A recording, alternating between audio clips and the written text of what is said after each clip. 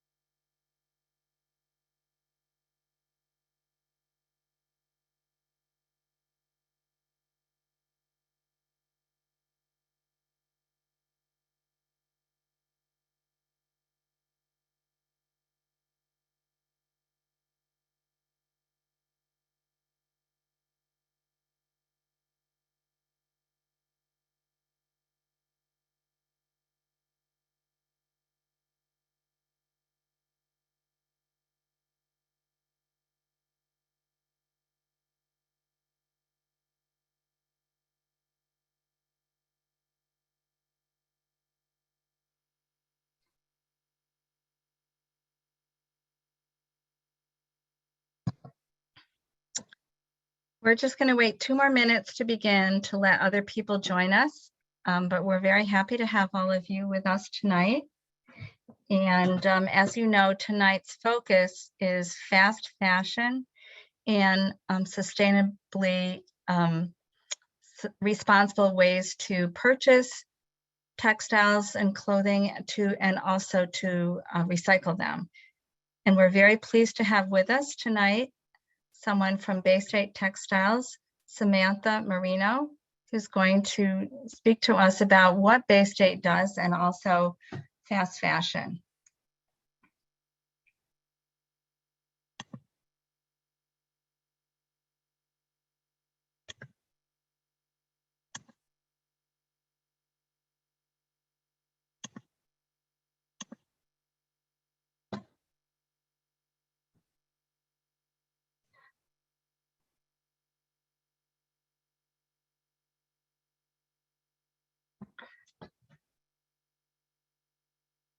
So can you all see this welcome slide, which I'm sharing? Good, okay.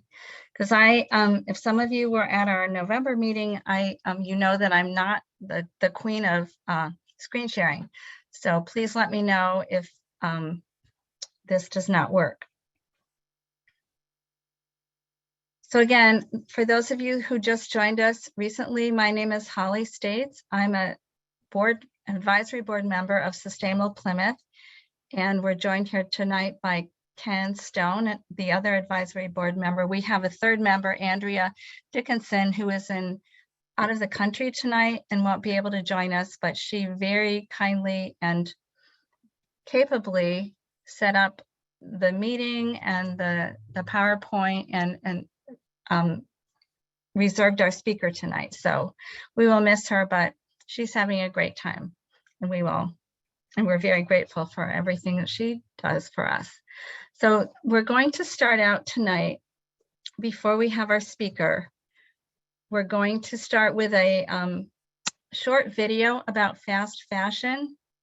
And I'm hoping that I can bring that up.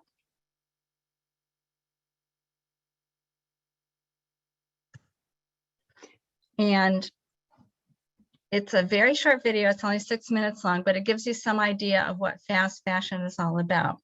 Then Samantha Marino from Bay State Textiles will join us. And after her presentation, we'll have a Q&A. So you can ask her about what her company does and also questions about recycling textiles. We also have some resources to share about where to purchase secondhand clothing and textiles, where to donate them and how to recycle them. And then we're going to finish off the evening with community updates from various organizations in Plymouth, and Ken will be coordinating that part of the program. So I'm hoping this will work. I practiced it a few times today. So the True Cost of Fashion is a quick video from, it's on YouTube, but it gives you some sense of what we're talking about.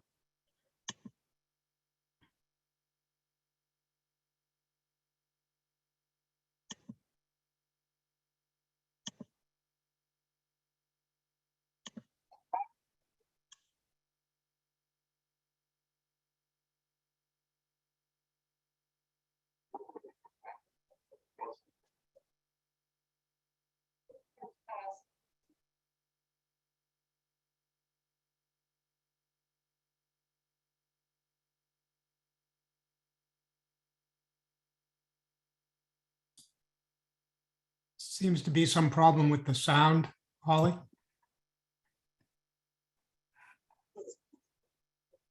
Okay.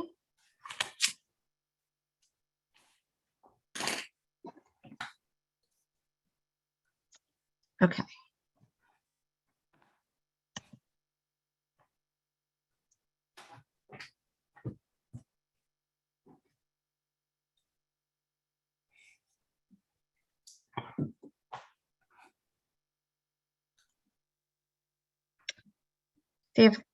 See if that works better.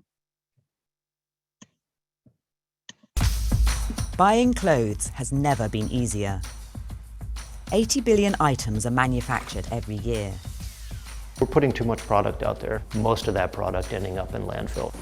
So-called fast fashion allows consumers to buy more, but they're wearing these garments less often and disposing of them at an unprecedented rate.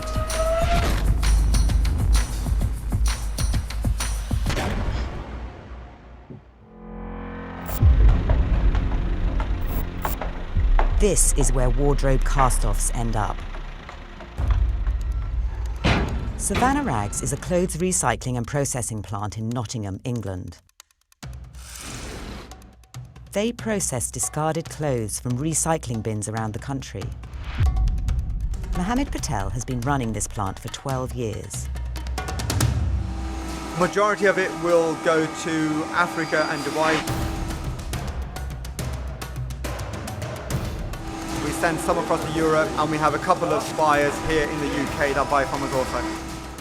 Globally, sorting plants like this only deal with around 25% of discarded clothes. In Britain, more than 300,000 tonnes of clothes end up in landfill every year. It's the fastest growing category of waste in the country. But this is a global problem. Expanding middle classes in emerging markets are hungry for more and cheaper fashion. It's estimated that by 2050, global clothing sales could more than triple. So one of the things that we've noticed that the quality of the actual material being used has gone down. We're now having to process a lot more just to get the same quality of goods that we can sell on. But how can the fashion industry continue to grow while addressing the environmental need for people to buy fewer clothes? New York fashionista Ijama Kola is less about rags and more about the latest runway fashions. Because I post often on Instagram, there is a little bit of pressure to have a new outfit. She's a fashion blogger. Her stylish posts and clothing tips are attracting a big online following. I found myself before buying a lot of clothes. I usually bought clothes from H&M and Zara or ASOS. If you're looking for trendy pieces, they have them. They're pretty affordable. Today, she's looking for a new outfit for a swanky industry event. But this store doesn't sell clothes. It rents them. Ijama has been championing Rent the Runway's radical new approach to high-end fashion. Rent the Runway is a clothing borrowing service which allows you to rent clothes for either 4 or 8 days at a time. You are cycling through clothing as fast, but you're borrowing it with other people, so other people get to wear the same things that you're wearing as well. On average, only 20% of clothes are worn on a regular basis. Rent the Runway's mission is to change consumers' relationship with the clothes they wear. Rather than buying something, only getting to wear it maybe 3-4 times before you decide to give it away or throw it away, an item is worn a lot more when it is being shared across different people. Rent the Runway only has a couple of flagship stores, but online it's a giant. And it's disrupting the fashion industry. To date, there are 10 million members, so it comes with a hefty laundry bill. The company claims to have the largest dry cleaning facility in the world. Rent the Runway is getting more mileage out of items of clothing. It's also helping to tackle an increasing throwaway culture. But the last thing clothing brands want is for consumers to buy less. Except perhaps for Patagonia, an outdoor apparel brand, which sent shockwaves through the industry with this full-page advert in the New York Times on Black Friday 2011. Here in Amsterdam, Ryan Gellert heads up Patagonia's operations in Europe and the Middle East. The apparel industry has become one of the most polluting in the world. As an industry, we're creating product that people don't need by stimulating demand and creating this sense that if you don't buy it now, it's not going to be available. There's this race to the bottom on price and quality that is an unsustainable model. Patagonia's philosophy flies in the face of fast fashion. To buy once, buy well, and mend clothing for a longer lifespan. So maybe doing that in Amsterdam and then figuring out how to share it elsewhere. With the largest single repair facility in North America and mobile mending services around Europe and America, Patagonia's anti-fashion environmental message has resonated with people who buy into their vision. Helping our customers keep their product in use longer was also one of the original big ideas of Patagonia. Between 2008 and 2014, profits reportedly tripled. Patagonia claims it generates revenue of nearly $1 billion a year. Its hope is to inspire other brands to tackle the environmental impact of fast fashion.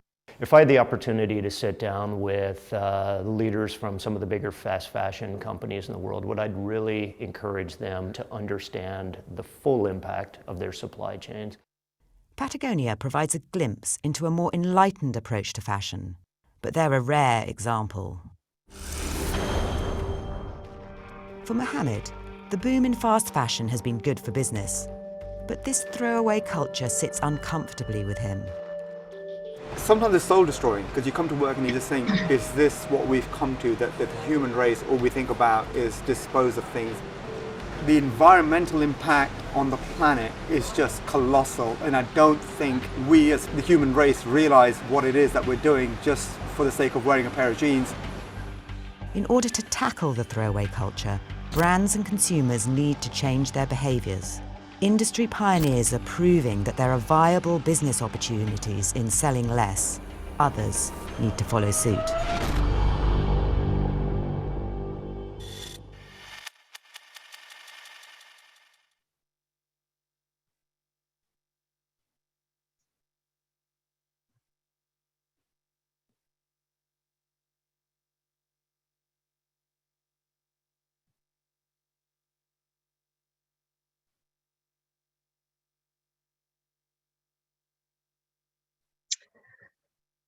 Okay, so now we are going to be joined by Samantha Marino from Bay State Textiles. Samantha has been the recycling coordinator and account manager for Bay State Textiles since last July. And she's lives in Plymouth since she was 5 years old. She graduated from Roger Williams University in 2019 with a bachelor's degree in marketing. So we're very happy to have Samantha Marino, and I hope that many of you have seen Bay State Textiles bins at the public schools in Plymouth, because they're all over the place, and Samantha is going to tell us more about that. Samantha, do you want to share your screen with your PowerPoint, or how do you want to do this? I can share it. Okay. Hope it works. Let's see.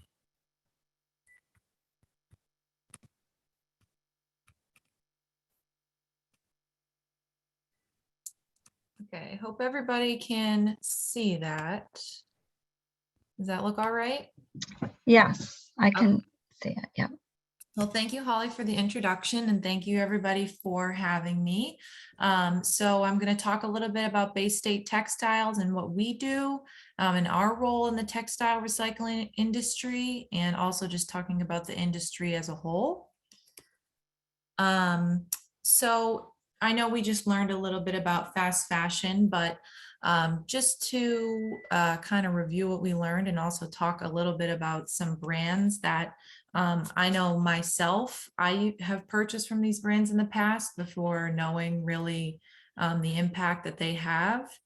And just to talk a little bit about each of them. So the first one, the first couple were mentioned in the video. The first one is Zara.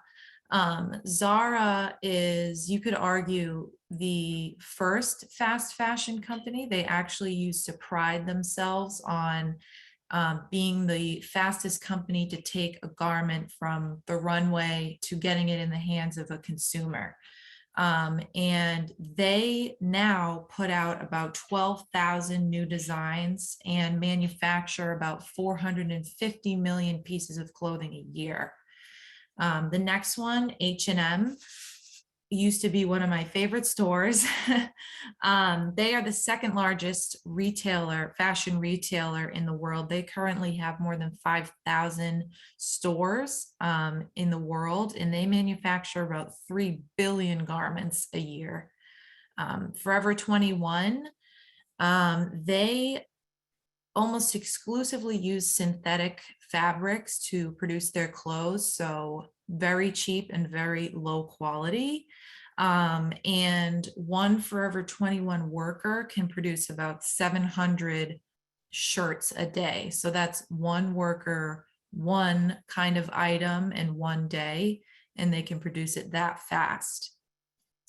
The fourth one is Shein. This one I have seen just explode all over the internet. It is so popular right now because it is so cheap. They're becoming like one of the most popular brands in the world right now. And they add at least 500 new products to their website every single day.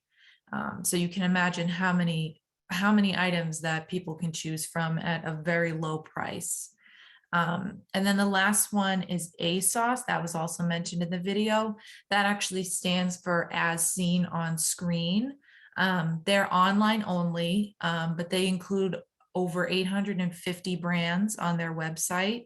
And they add about 7,000 new styles to their website every week just to keep up with these crazy ongoing trends. And most of, if not all of these fast fashion brands have spoken out about sustainability before and kind of made promises to do better in terms of being more sustainable. But it's been found that if it's not false, they're just hugely exaggerated for what they say they're going to do, or it's just simply not enough for the damage that they do every single day. So how fast is fast fashion? So nowadays, everything is about social media. Everything has to do with celebrities and keeping up with trends. So nowadays, a celebrity can post a picture in a garment, And all of these fast fashion companies jump at the chance to be the first one to have a garment very similar to that. So almost immediately, samples are ordered from these manufacturers. From then, the samples are reviewed, they're given notes. After that, they're manufactured in bulk. And from there, they are put up on the website and consumers can buy them. And this process can happen as fast as 10 days from when the celebrity posts the item to when somebody can actually buy it. So the environmental effects of fast fashion. Fast fashion is the second largest consumer of water in the world. It actually takes about 700 gallons of water just to produce one cotton t-shirt. And it takes about 2,000 gallons to produce a pair of jeans. So you can imagine just how astronomical it is for the whole industry to be producing this much fashion. And textile dyeing is the world's second largest polluter of water. A lot of these, the water used to dye the material is dumped into lakes and the ocean, things like that. Microplastics, again, kind of going back to the ocean. All of these brands use synthetic fibers. So that's things like polyester and nylon, these really cheap fibers used to keep the cost down so they can sell these clothes for low amounts of money. And these materials take hundreds of years to decompose when they're in the landfills. And 35% of microplastics in the ocean come just from the laundering of these clothes. So when you're washing your clothes in your washing machine, it actually can pollute the ocean, which is something I didn't know and I thought was pretty crazy. The apparel industry accounts for 10% of our global carbon emissions. And I believe it's second in the world behind the oil industry. And just as an example, 70 million barrels of oil are used every year just to produce all of the polyester alone needed to produce all these garments. And that's just polyester. These synthetic fibers, again, can take up to 200 years to break down. And when they are sitting in a landfill and taking this long time to break down, it's releasing methane gas, which is a huge contributor to global warming, greenhouse emissions, things like that.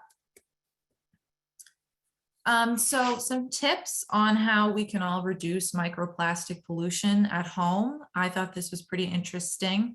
Obviously, we're just individuals and we can't really do much to prevent these huge companies from polluting our earth, but we can do some things at home to make a little bit of a difference. So fill your washing machine up to the max. If we, the big problem with the laundering is that when we wash clothes, it creates a friction, and the friction loosens up the fibers and releases them into the water. So that's how the microplastics get out. And if we're filling up our washing machines with as many clothes as possible, it kind of reduces that friction. Again, if we use washing liquid instead of a powder, powder is kind of grainy and it can kind of like scrub the clothes. So if we use liquid, it's a little bit softer, again, reducing that friction. Same thing with fabric softener. The softer the fibers are, the less friction there will be. Washing at a cold temperature. If we wash at a really hot temperature, that can also break them down much easier and quicker. We can avoid long washings. If the less time, the less friction. Spinning our clothes at a lower speed, less friction again.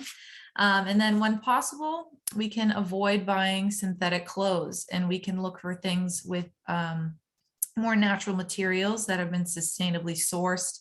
Things like garments that are 100% wool, 100% silk, cotton, things like that. Okay, so just a brief history of Bay State Textiles. Our owner, his name is Paul Curry. He has many, many years of experience in this industry. In the 90s, he had 2 different companies before Bay State. He was a Japanese wholesaler to a lot of Japanese boutiques. He did extensive travel throughout Japan. And he also developed a used clothing grading facility. And then in the early 2000s, he started to develop a pilot program to collect textiles in Massachusetts. And he was actually the first program in Massachusetts and one of the first in the US to offer rebate dollars for unwanted textiles. And then in 2005, Bay State Textiles was born, and he specifically worked with municipalities.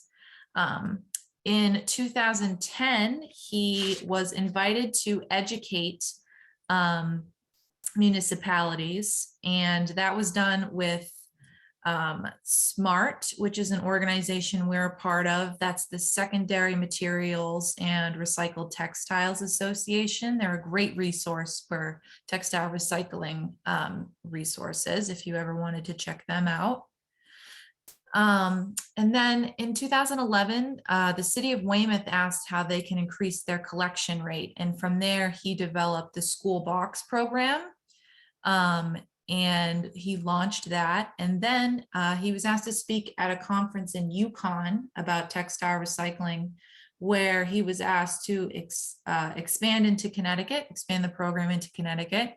And he was also approached by some people from Puerto Rico, and they told him there was no program there for textile recycling. So he went over there and opened a program there. And he has the largest recycling program of any material on the island, and services about 95% of the municipalities in Puerto Rico.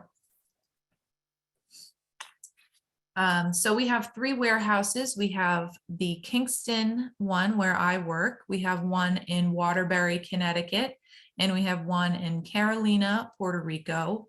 All 3 of these warehouses together are projected to collect about 28 million pounds of material this year. Here's just a couple of maps just to show you the coverage that we have in our 3 areas. You can see in Massachusetts, we have most of the eastern side, kind of working our way to the rest of the state.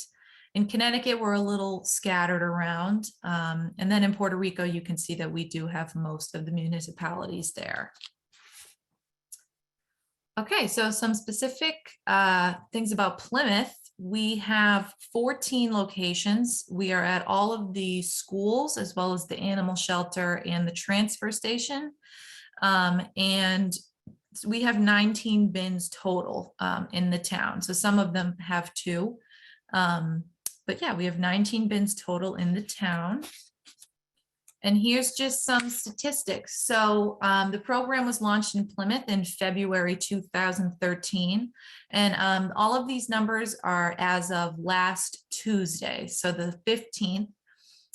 Since the start of the program, Plymouth has collected over £1 million and earned over $58,000 in rebate dollars. Last year alone, Plymouth collected over 190,000 pounds and almost over 9,500 rebate dollars. And then this year alone, we're over 31,000 and getting closer to $1,400 in rebates. So really great numbers, I think. And there's a picture of one of our bins if you've never seen them before. I know some people might not know where they are. So now I want to talk about just kind of a day in the life of our company. And I also wanted to discuss some differences between our company and others like it. We know that companies like ours kind of have a reputation in this industry. A lot of people are a little hesitant when considering a program like this because they don't want it to be an eyesore. They don't want it to be a dumping ground, things like that. But we do a lot of things to prevent that from happening. We place bins only on school property or municipal property. You'll never see one of our bins at a gas station or a supermarket. And we also have weekly pickups. Some routes do 2 times a week, but these weekly pickups are also to prevent overflow. And if there is dumping, it is our responsibility to clean it up and to keep the area clean and presentable. We shovel the snow, we clean up the trash, things like that. And we also like to co-brand with our partners. So you can see in that picture in the middle, we have a Natick Redhawks logo. So we like to put the logo of the town or the school that we're working with, just to show that we are an actual partnership. So going through the day in our life. So the first picture there, that is one of our trailers. Each of our drivers pulls one of these 20-foot trailers with their trucks, and they go around to each stop. They each get 5 routes, 5 days a week.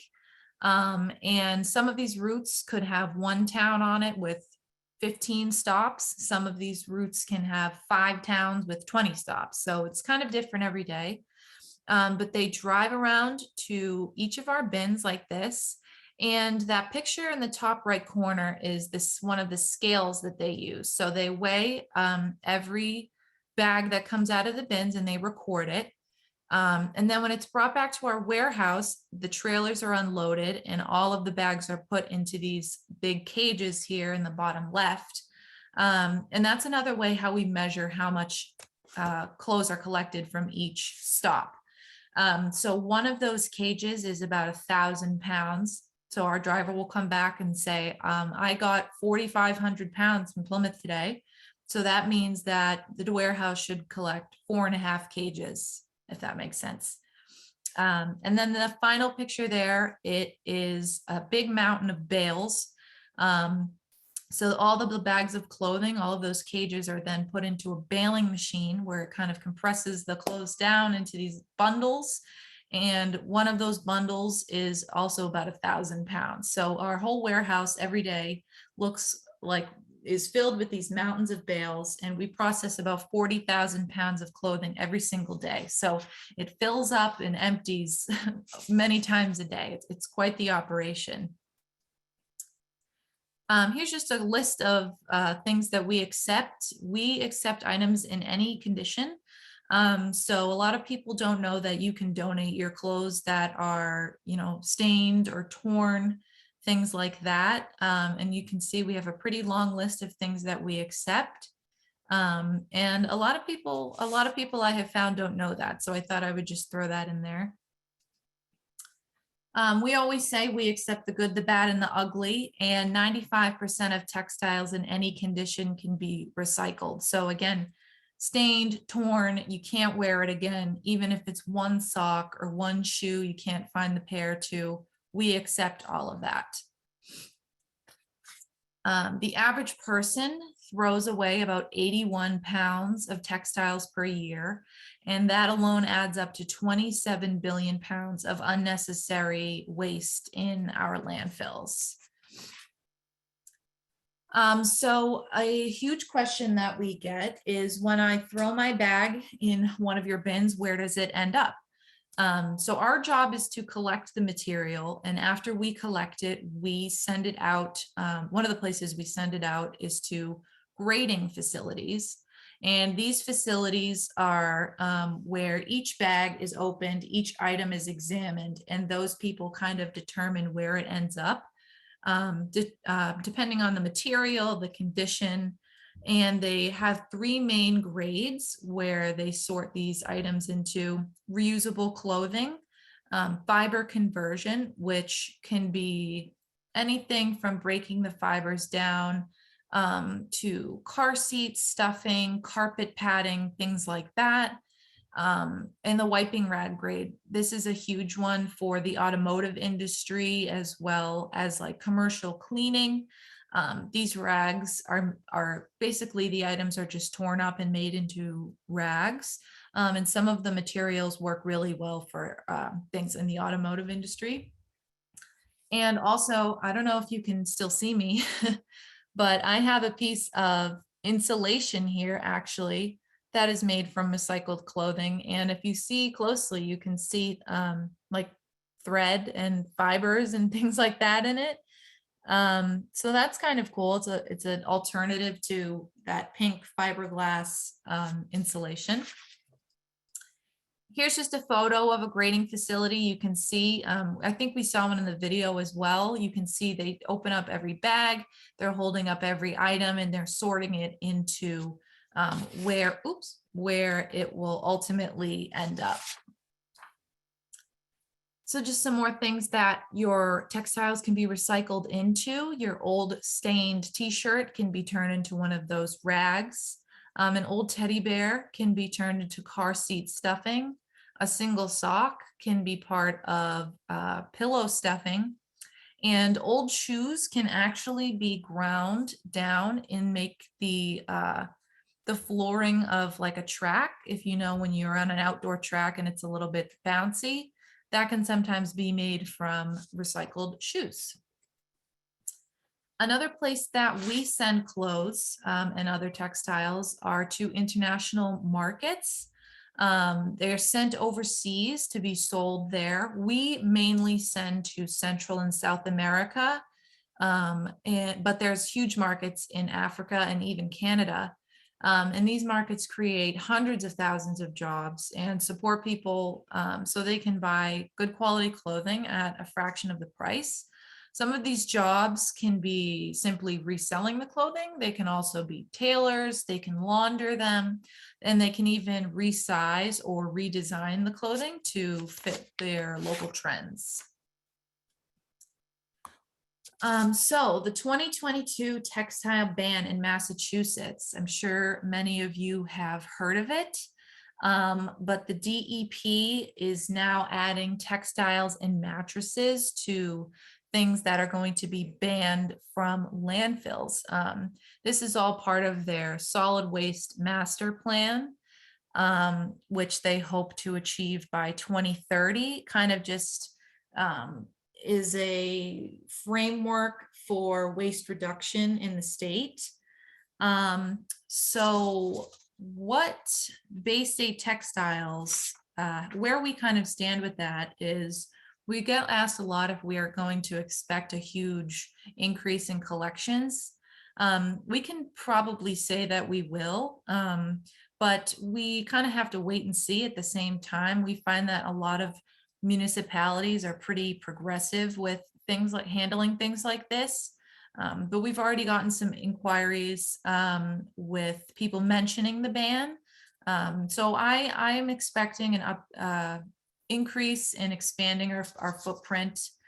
But whatever happens, if we do see a higher demand, we have the infrastructure, we have the resources to support our current partners as well as any new ones.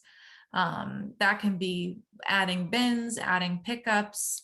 We'll do what we can. We'll continue to do our job. Paul is a huge believer in education. So we like to start with kids. I actually was doing some presentations over the last few months in elementary schools, educating kids on textile recycling. Most of them never knew that you could recycle fabrics and clothes and things like that. So it's cool to see them learn about it and teach them. And a lot of them said their parents throw their clothes away and things like that. So we'll continue to educate the public and educate children and do our part there. We are also in the development of a new app. It's going to be called Nab This, and it's an e-commerce app, and it's basically just going to be thrifting online. So you can, just as you can order clothes online from any of those retailers that we were discussing earlier, you'll be able to thrift your clothes online, which we think is a great solution to instead of shopping fast fashion. So that's kind of where we are this year and in the coming months. Does anybody have any questions? I hope that was okay. I hope I covered everything.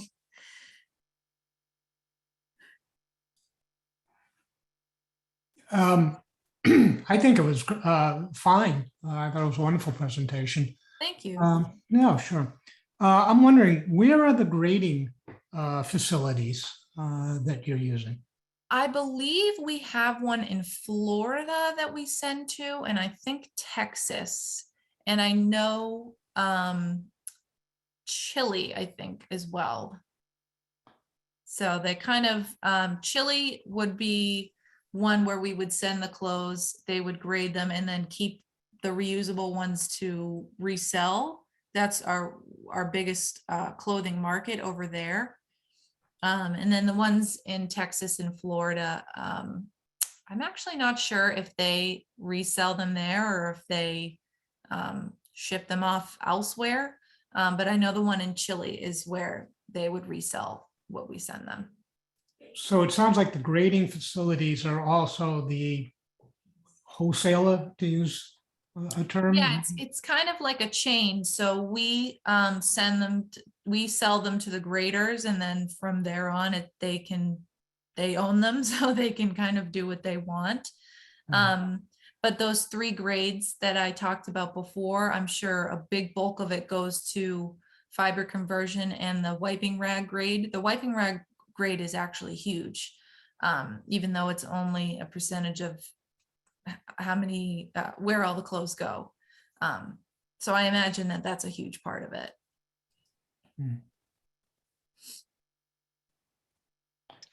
Does anyone else have questions for Samantha? I do actually. Yeah, please go ahead. Can I ask a question? Yeah, please do. Oh, interesting presentation, Samantha. Thank you. Thank you. 2 things. How do those rebates work?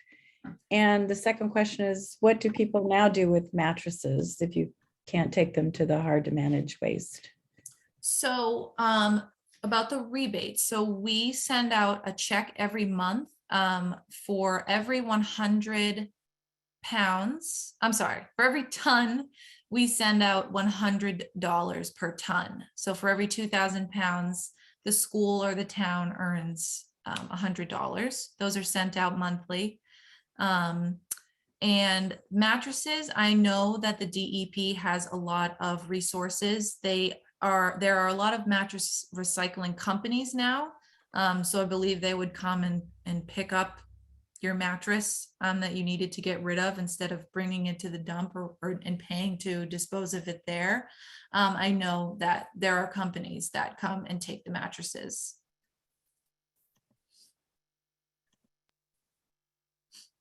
Beth, did you have a question for Samantha?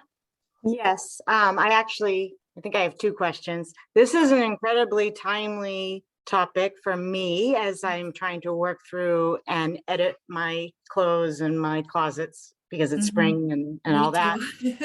But also because I am really trying to work through, being more mindful of the clothes that I bring in and make them more, better lasting, better quality and so forth. So you brought up the microfiber, and that was incredible for me because I just had a conversation with family members about microfibers. I've been trying to avoid them for a while now, but I do have some cleaning cloths. And I read on your slide that you said that we should make sure that we use a liquid detergent or which I try to avoid because of the plastic, and softener, which I actually thought was also not good for the environment. So is it really just better at this stage to try to just replace them with cotton cloths or other things? And do they get recycled? So I guess that was my one question. And then the second question is, will this presentation be available? Because I thought it had some really wonderful information on it. Yeah, I can definitely. The second part, the presentation will be available. We are recording it, and we will send participants the slides from it as well. Yeah, great. I was going to say I can email the presentation. So going back to your laundry questions, I have heard that about softener, and I also understand about the plastic. So we can't really win, you know. Right. It's kind of like you have to pick your battles in a way.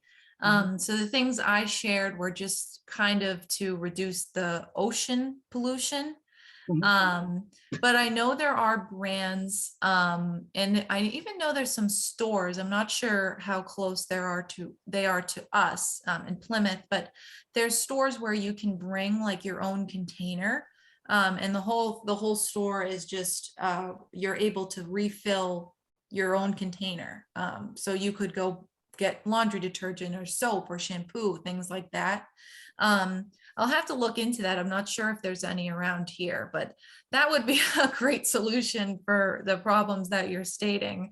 And I wish I had a better answer for that, because I do agree with you in what you said. So, But you did, but if I brought the microfiber cloths, you know, part of the textile to you folks, that they can or can't be recycled or reused or no, they can. they They can. definitely can. That's why we encourage it, because if it's not recycled, it's thrown away, Right. and we don't want that. So that's why we encourage the recycling of those fibers. Thank you. It was a wonderful welcome. presentation. Thank you. Does anyone else have questions for Donna?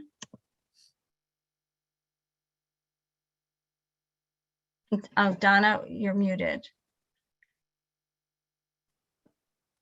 Donna, can you unmute? How's that? Is Okay. that better? Yeah. Yes, yep. Is it that we don't have any facilities in the United States to rate the clothing or to break the clothing down into the microfibers? It just seems, in a way, sad that we have to send the clothing to other countries to have that done. It's not only done in other countries. We send to Florida and Texas, and that is all of the recycling and reusing things like that from those facilities is done in the United States. Oh, okay. So it's not just in other countries, it's domestically as well. You don't know of anything in Massachusetts offhand, do you? I don't. I would imagine if there was one that we would go there, that would be smarter and cheaper and things like that.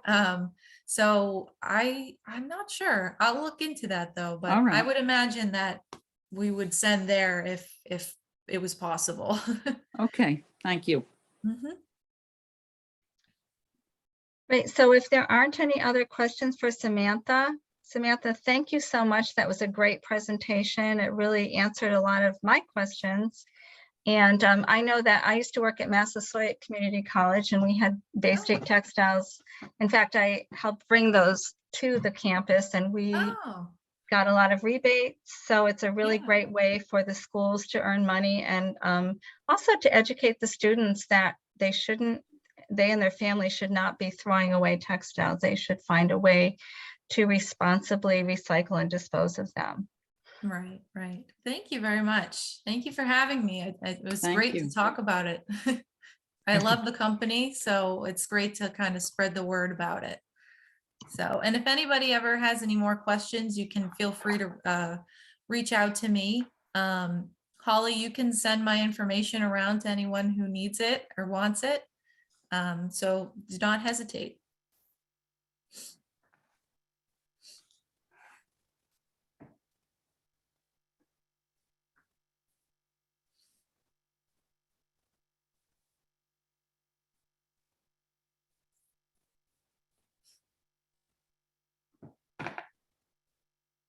Holly, you're muted.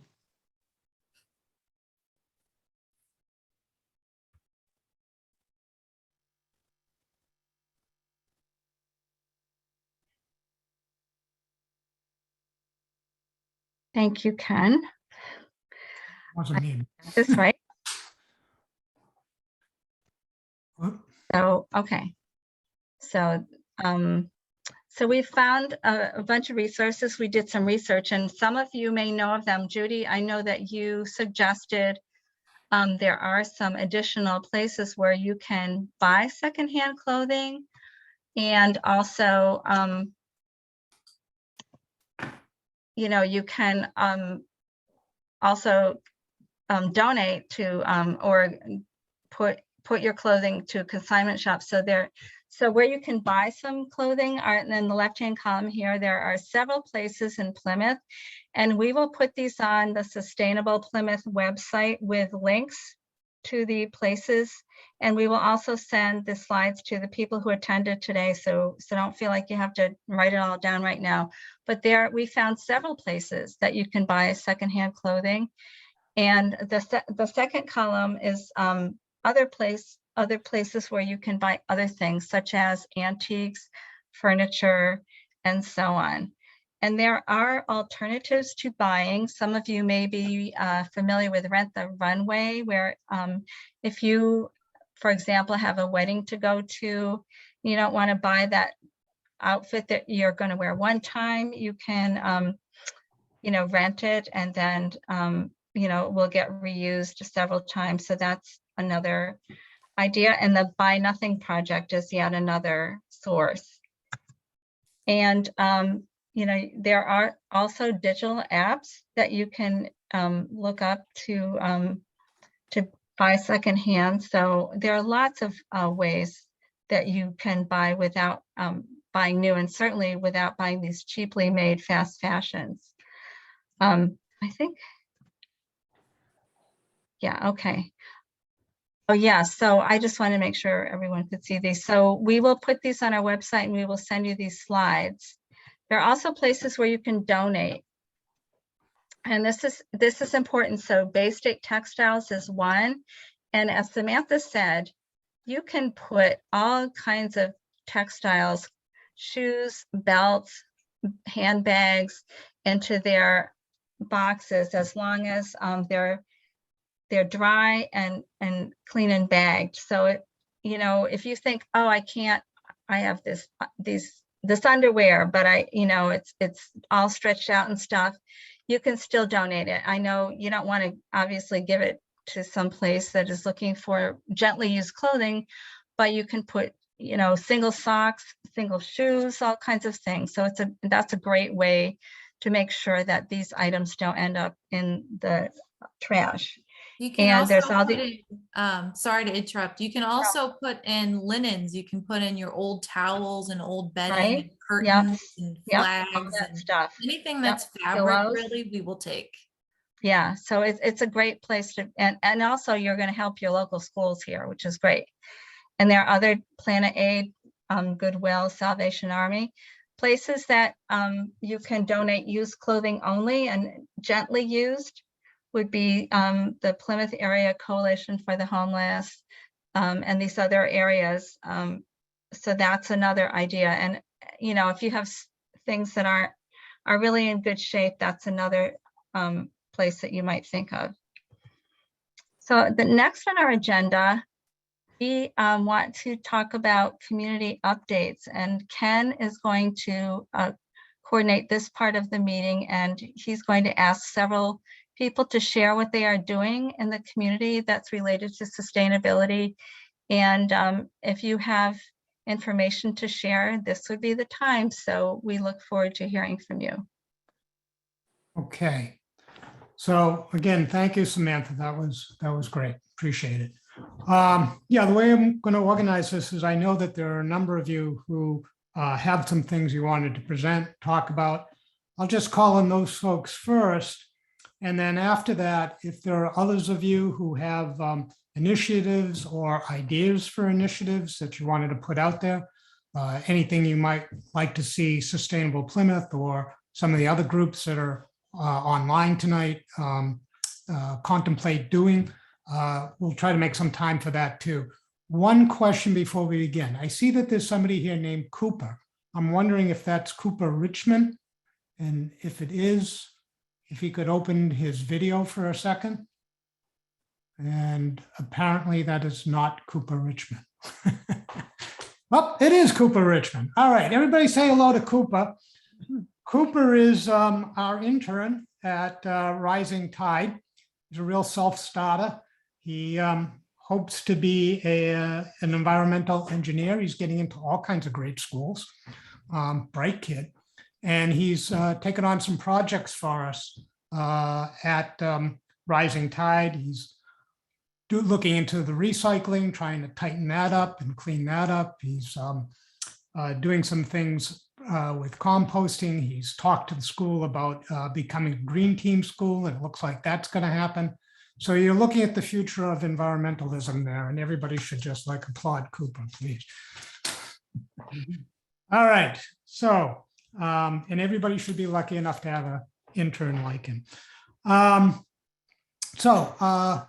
I believe Lena Scallion. Yes, Lena, I think you had something you wanted to talk about regarding a civics project, and maybe you can open up and say hello. Hi, there she is. So Hi, please. thank you.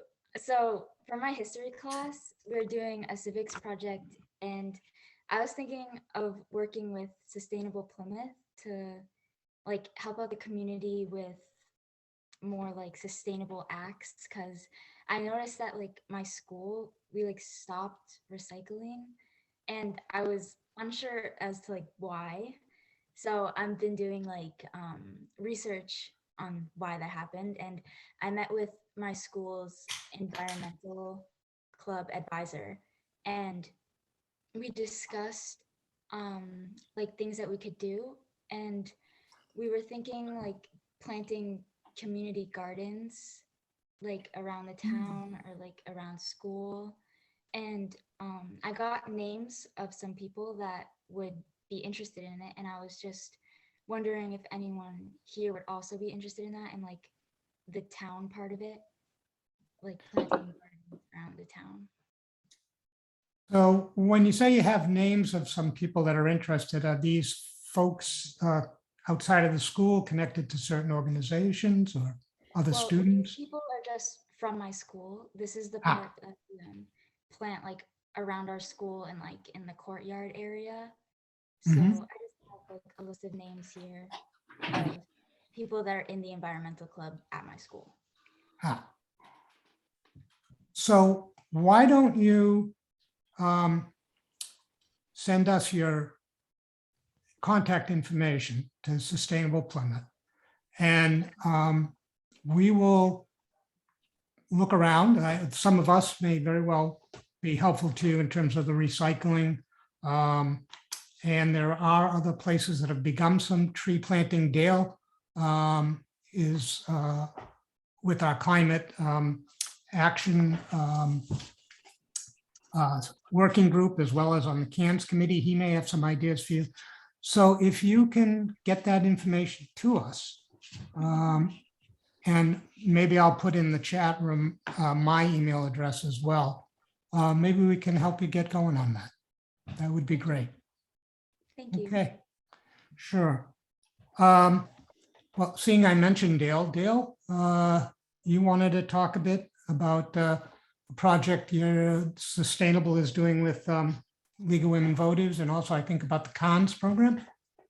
I can do both of those things. And again, thanks for the great presentation tonight, and looking forward to people following up on that and letting know how Sustainable Plymouth can be supportive of that. The climate working group that Ken mentioned as part of Sustainable Plymouth, there are several of us here tonight that are on that working group.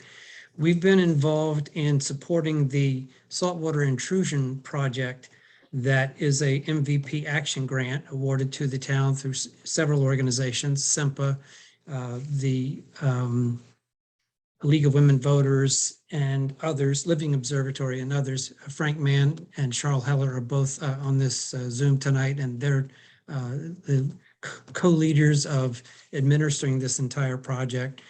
Evelyn Strawn and myself and Judy Savage have been collaborating directly to get a community read project underway, and we have just about got it ready for launching in print. It is entitled Read Up a Storm, a community read on climate disruption and water.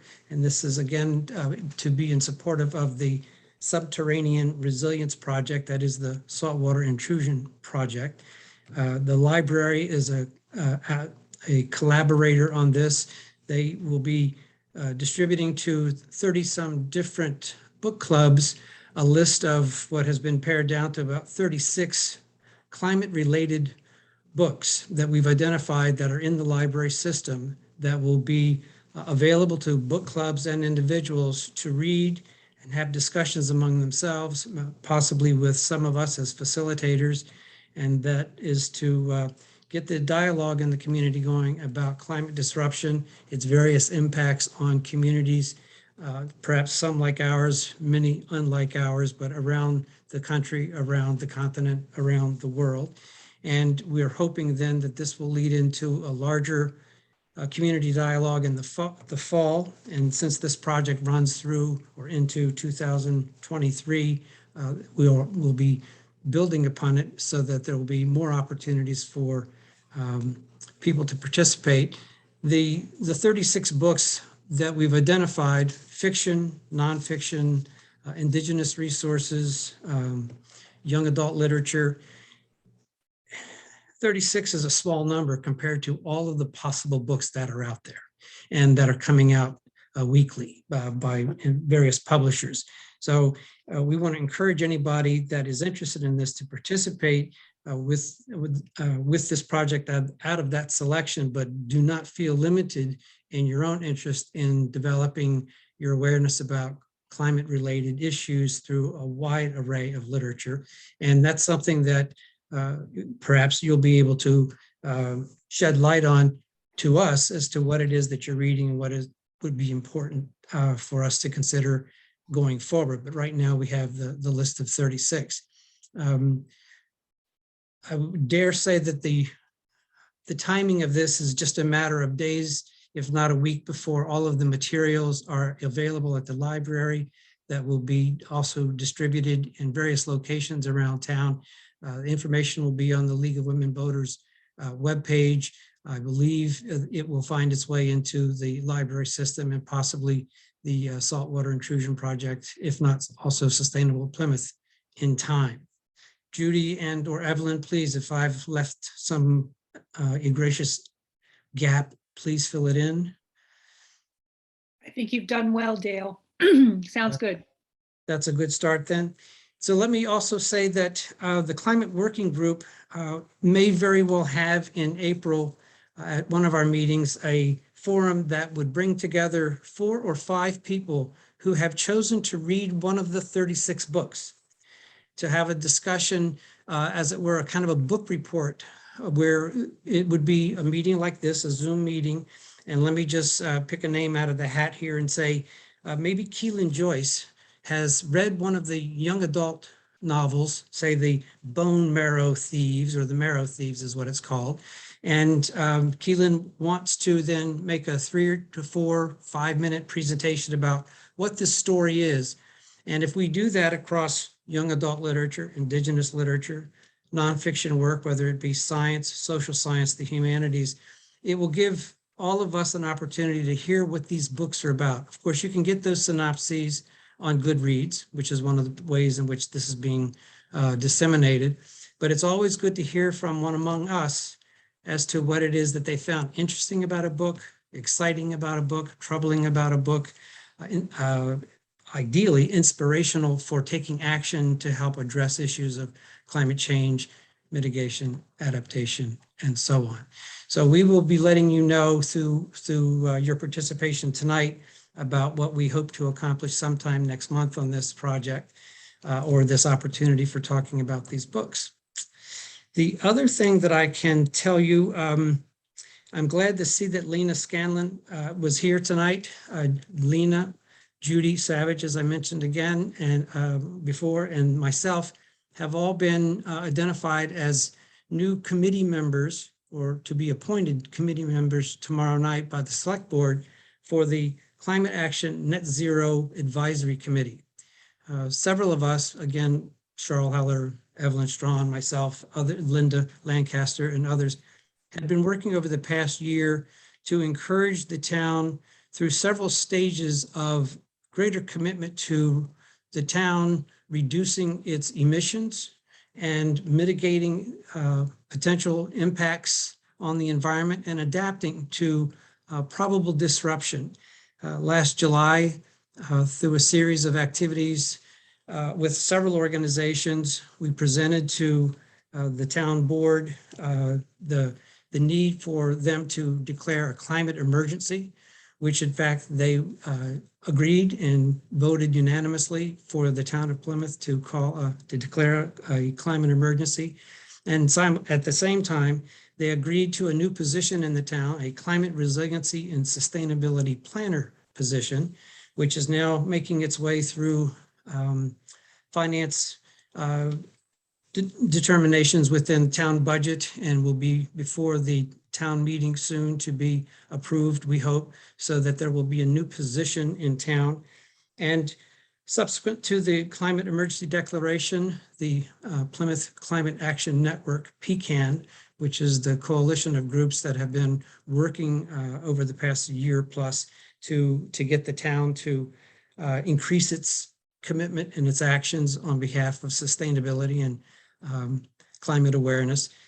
The CAN's project was the Climate Action Net Zero Declaration. We approached the select board again to encourage that they set a goal for climate action that would eventually have the town to reach net zero at a date as soon as possible, but in realistic terms, years to decades hence. What can the town do? What can we as residents do, businesses do, associations do to mitigate our greenhouse gas emissions? The select board agreed that this was a worthy goal. They also agreed that it would be important to have an advisory committee to that endeavor who could work with the new climate resiliency sustainability planner and other departments in towns, other commissions in towns. And I started off by acknowledging Lena, Judy, and myself. We are 3 of the 10 people that the town will appoint tomorrow night to get that climate action net zero committee off the ground. And I think I've covered all of that too, but just to make the one comment more clear, if in fact we can mitigate and adapt in various ways that are required, it'll be crucial to us as a committee and to get the word out that our actions need to be equitable. We need to make sure that people are not going to be negatively impacted by this in any disproportionate and unfair way, but it's going to be something that all of us have to contribute to. And so the gains will be shared, the losses will be shared, as it were. We really need to act together to get to the place where we have net zero emissions out of this in this town. And as we adapt to what is undoubtedly going to be more disruption events in our lives, how to better prepare everyone for that, not leave anyone behind, so to speak. And again, Judy, you could add to that if you think there's something that should be said additional. No, that's good. Okay. And let me just also say thumbs up to everybody that's been working on this, and huzzah to Lena, Judy, and myself for volunteering to do more. Okay. Thanks, everyone. Thank you, Okay, Dale. Ken. You bet. Appreciate it.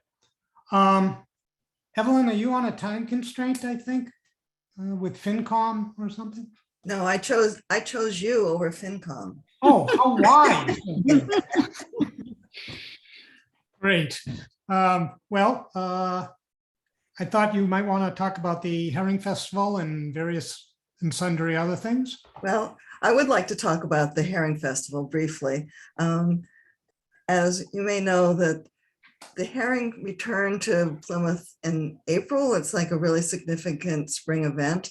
When Europeans arrived here in the 17th century, there were between 1 and 2 million herring that came up Town Brook.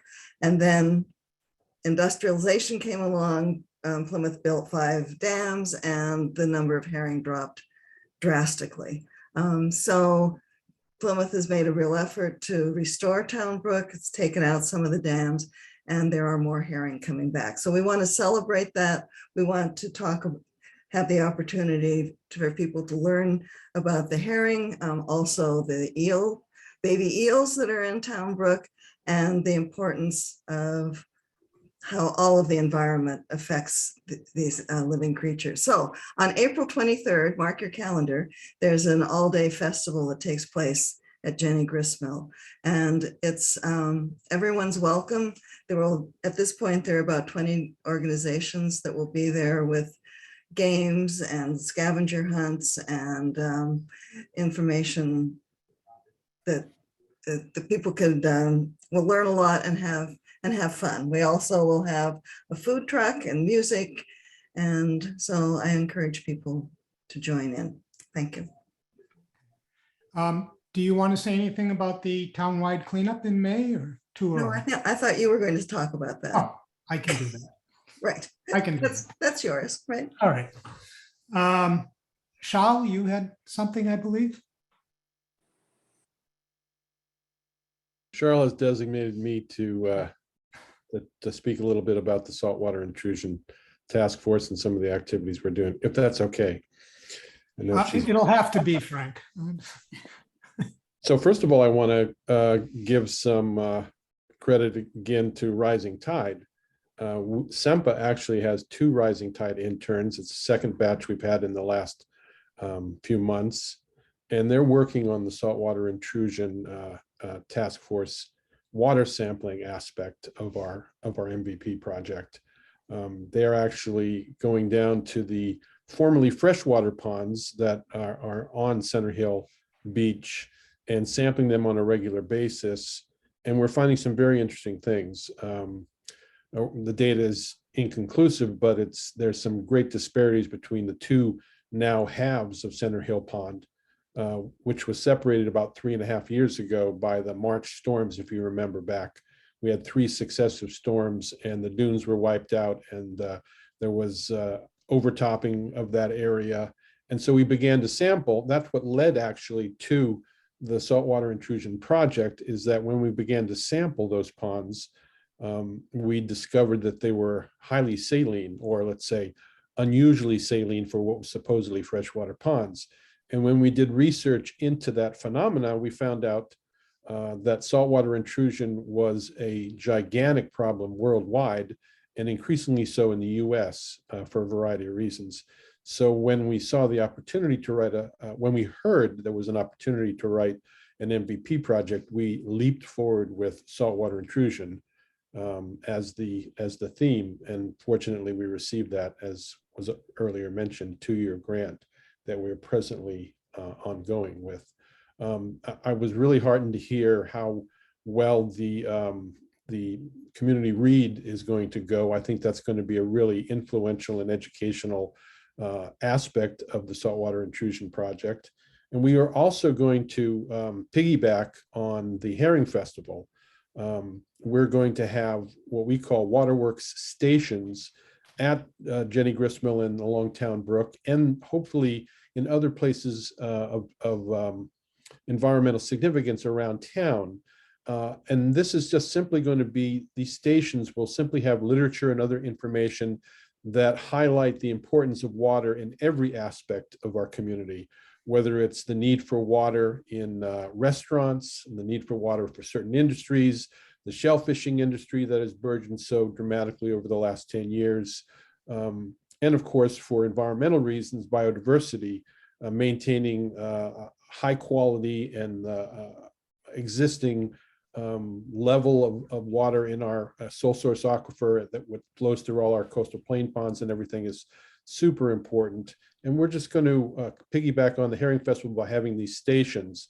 And I'd like to mention that if you visit these stations and record a photograph with a QR that'll be on a sign in each one, the person with the most visits, the most waterworks stations visited, will win a large gift certificate from Shelley's Tea Room. We like to say, get in hot water with Shelley's Tea Room during this, but also one of those nice rain barrels as well, and maybe a dozen or so oysters is in the gift mix to try to get people to move around and understand the different ways that we are so dependent on water and quality water.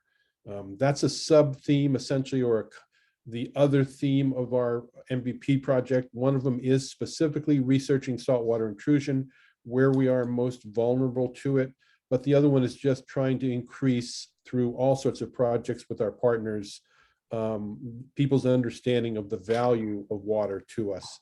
One of the things that's going on I'd like to mention is the Plymouth Water Conservation Committee has come up with a new framework for conservation. And I believe on the 24th of this month at 7 p.m. they're having a discussion of that framework. And I think it's a very valuable Zoom webinar to attend and ask questions of how they perceive that we can truly save a lot of water and avoid additional municipal wells and the use of water simply through conservation. They have very high goals for that and very optimistic we could achieve that if we get that act together.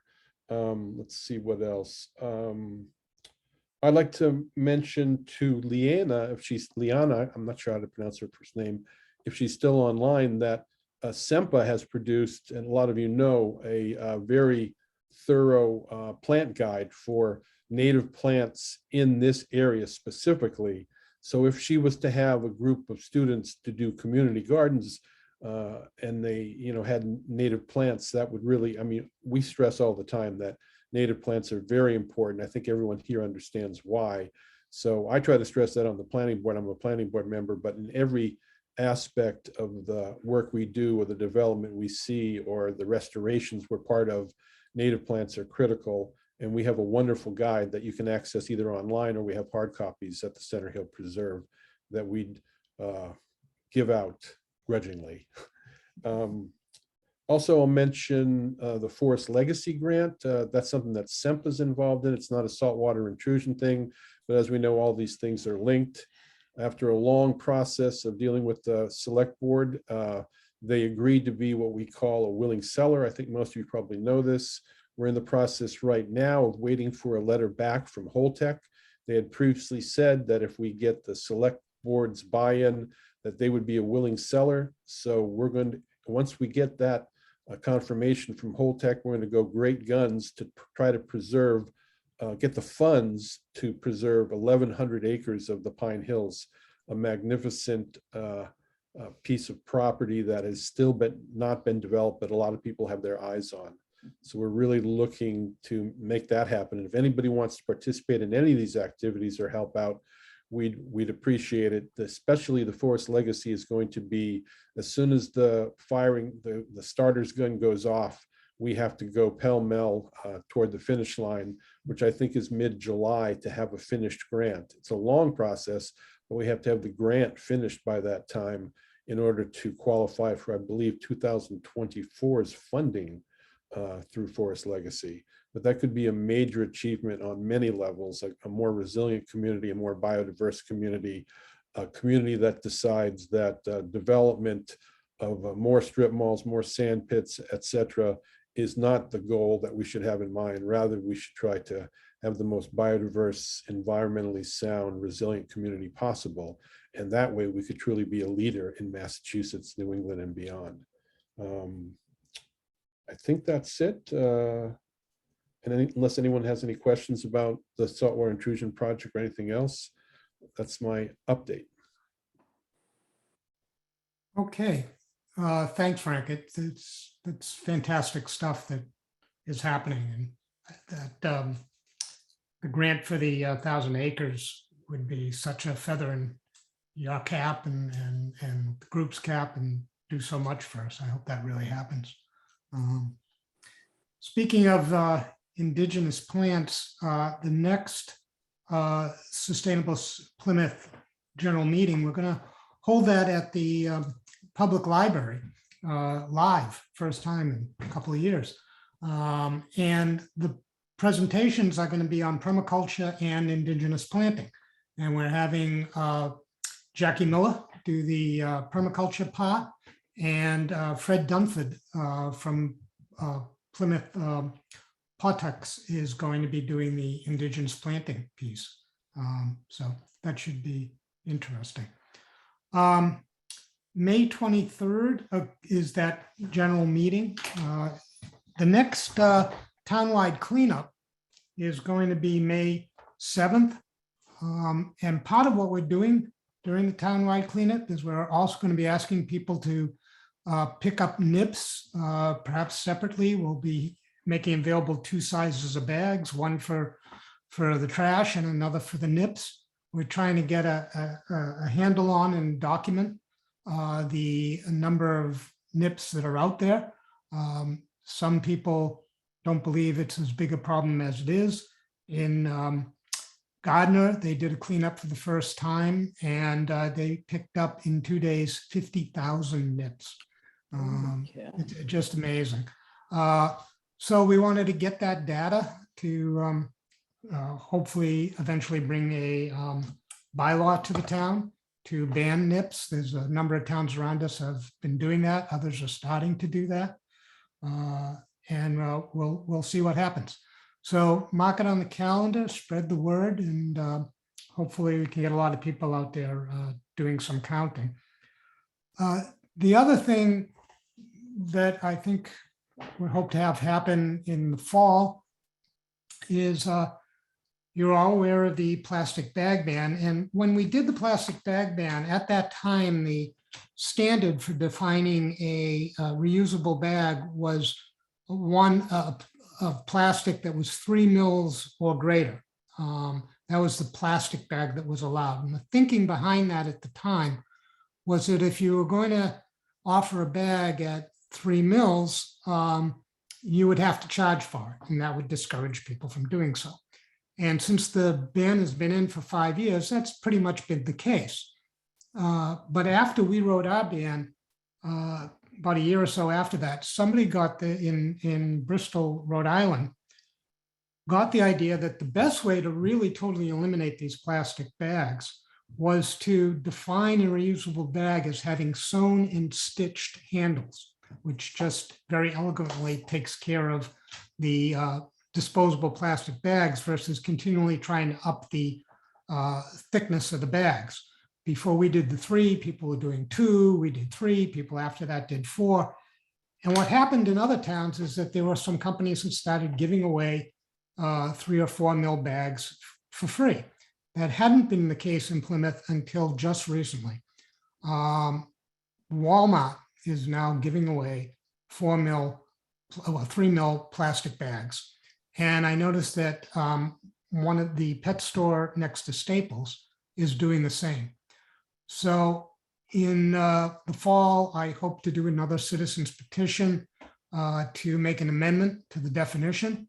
That definition would be consistent with what's been proposed at the state level, again, the sewn and stitched handles. And so may need some help in terms of caucuses and things like that. So if there's anybody who's interested in getting involved in that, let me know. Other than that, we're about 5 minutes from 8 o'clock. I don't know if there's anybody else out there who has a initiative that they would like to discuss or an idea that they would like to present for the folks who are online. So we'll look for hands. Dale, go ahead. Well, I sent a chat remark about the climate working group meeting next Monday. So if anybody in this group is interested in joining or finding out more about the climate working group, by all means, let me know. I can send you the Zoom link to that, which I'll be sending out this Friday. And we'll be talking at that meeting about the book club project that I was alluding to. But Ken, I wanted to ask, for those of us who are not really well informed about 3 mils, 4 mils, 2, and otherwise in plastic bags, would you clarify what you mean by the sewn and stitched handle? Is that a good thing? Is that not a good thing? No, that's a good thing because there's no way to do a sewn and stitched plastic bag. In a disposable bag. So that would effectively eliminate those disposable bags. It also would eliminate them in some of the big box stores, clothing stores that are and have for a long time been using the thicker plastic bags, even with handles. The biggest target for the disposable bag ban was the supermarkets in particular. our estimate was based on Stop and Shop's research for 5 years, the average supermarket gives out about 2.5 million, or was giving out about 2.5 million disposable bags annually. So if you multiply that out by the number of supermarkets we had in town, that was over 18 million. So it's been successful in that regard, but it looks like these other things are going to start sneaking back in. Market Basket is still selling those bags for $0.10, which is good. But, you know, we need to be proactive, I think. And that's where the sewn and stitch comes in. So that's good. Those bags are truly reusable. I have some that are made out of polyethylene, I believe. And those things, though they are plastic, they've lasted me decades. They're very strong. But then, of course, there's the cloth ones. But all of those can be sewn and stitched. You can't do that to a disposable plastic one. Thank you. Yeah, yeah. And I have a question. Has Plymouth considered which some municipalities do, having people have to pay to use a bag at the store? Or is that something that is a big no-no, or it seems like it would be effective? It would be, but we can't do it. You know, 6 years ago, I think it was, Williamstown, which is a town, tried to install a 10-cent fee. The AG's office determined that a town can't do that. A city can. And it has to do with the way our Constitution is written and what towns can do versus a city which has more of a home rule way of doing things. So Boston does have a fee on the bags, but we couldn't do that even if we wanted to. But you're right, when that's in place, you get 80 to 90% by the research compliance with bringing reusables or avoiding the plastic, because then you have a fee on the paper too. But that was in the bill that was presented at the state legislature. Numbers of us went up and testified on that. It looked like it had more support than in the past, both in the Senate and in the House of Reps. But in committee, they decided to strip out that 10-cent fee. And so we all opposed it at that point, because without that, again, we have people using the paper. We can design with sewn and stitched handles, and with that approach, we can deal with the plastic, but we can't address the paper without a fee. And hopefully that'll happen in the future, but who knows? Thank you. Any other questions or?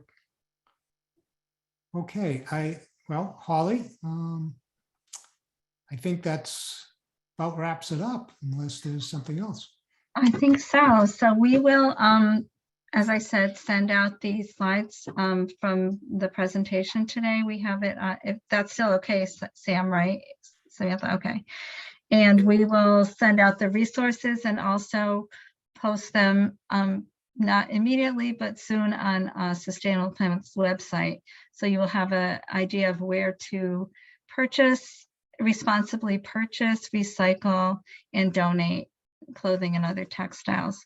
I want to thank Samantha again for a great presentation. And I want to thank all of you for sticking with us and for coming tonight. And we look forward to seeing you at our meeting in May in person at the library. Thank you all very much. Thank you. Bye-bye. Bye. Thank you.